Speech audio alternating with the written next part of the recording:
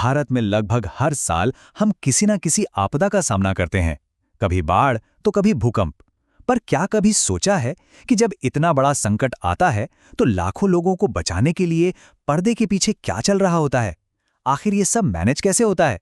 आज हम इसी सिस्टम की परतों को खोलने जा रहे हैं। भारत का वो आपदा प्रबंधन ढांचा जो कमांड, कंट्रोल और सुरक्षा की बुनियाद पर खड़ा है। तो चलिए बिल्कुल बेसिक से शुरू करते हैं। किसी भी घटना को आधिकारिक तौर पर आपदा कब माना जाता है? देखिए, इसके लिए 3 चीजें देखी जाती हैं। पहली, कि क्या जान और माल का बहुत बड़ा नुकसान हुआ है। दूसरी, क्या लोगों की रोजमर्रा की जिंदगी और जरूरी सेवाएं जैसे बिजली, पानी एकदम ठप पड़ गई हैं।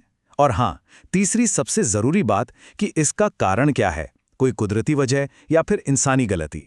अब देखिए, आपदाएं मोटे तौर पर 2 तरह की होती हैं। एक तो हैं प्राकृतिक आपदाएं जैसे बाढ़, भूकंप या तूफान, जिन पर हमारा कोई कंट्रोल नहीं होता।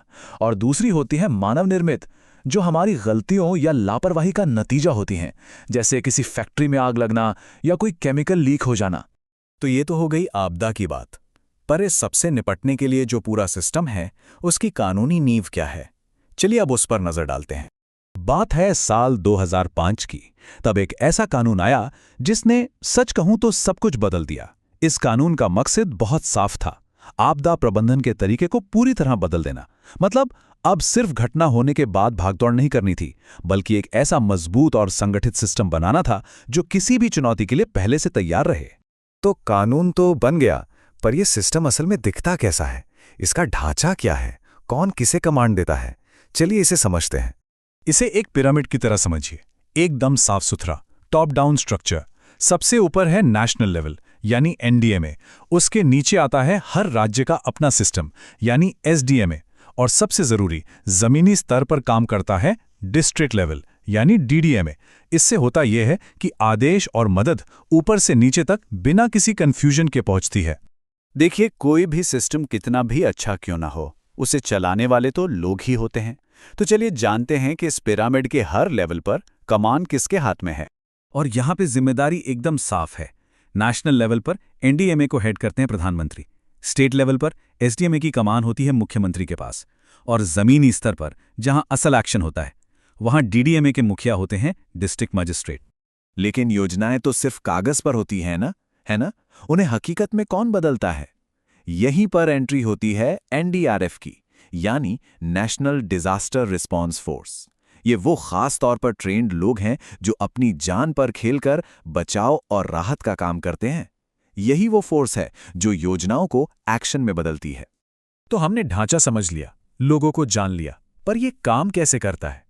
ये कोई एक बार का काम नहीं है, ये एक पूरा साइकिल है जो लगातार चलता रहता है। अच्छा, इस साइकिल की सबसे खास बात पता है क्या है? ये सिर्फ आपदा आने के बाद शुरू नहीं होता, ये तो हमेशा चलता रहता है। इसके 4 चरण हैं। पहला, मिटिगेशन यानी आपदा के असर को कम करने के उपाय।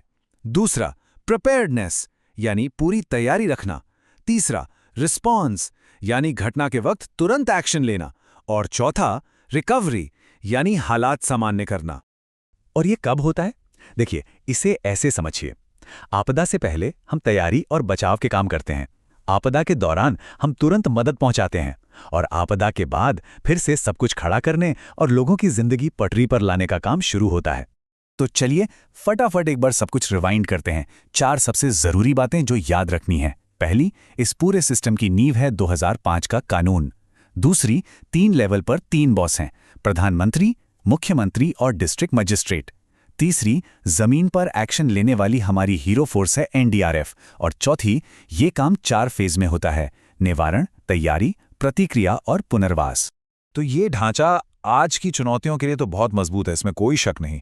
लेकिन एक बड़ा सवाल यह है कि आने वाले कल का क्या?